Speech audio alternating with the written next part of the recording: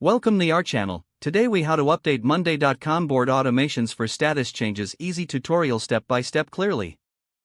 To update automations on your Monday.com board for status changes, start by logging into your Monday.com account. Navigate to the board you want to update. Locate the Automations button on the top right of the board. Click on the Automations button to open the Automation Center. In the Automation Center, you will see a list of existing automations. Find the automation that you want to modify for status changes. Click on the automation to expand its details. Select the pencil icon to edit the automation.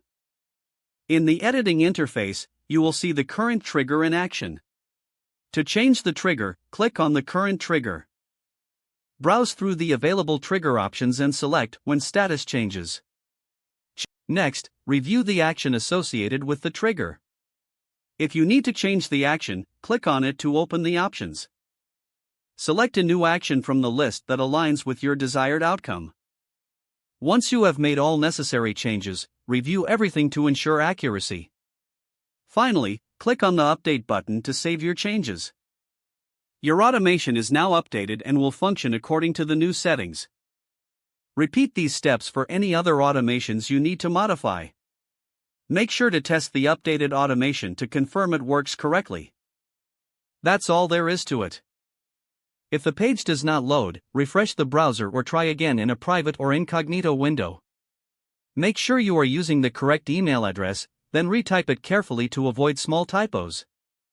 If your password is not accepted, use the reset option and create a new strong password you can remember.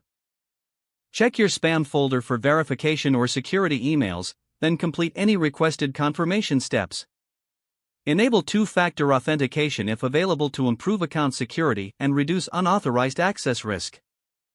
After signing in, review your profile details so your contact information and settings are accurate and current. If you see an error message, note it down and try again after restarting your device and internet connection. Log out when you finish, especially on shared devices, to keep your account and payment information secure.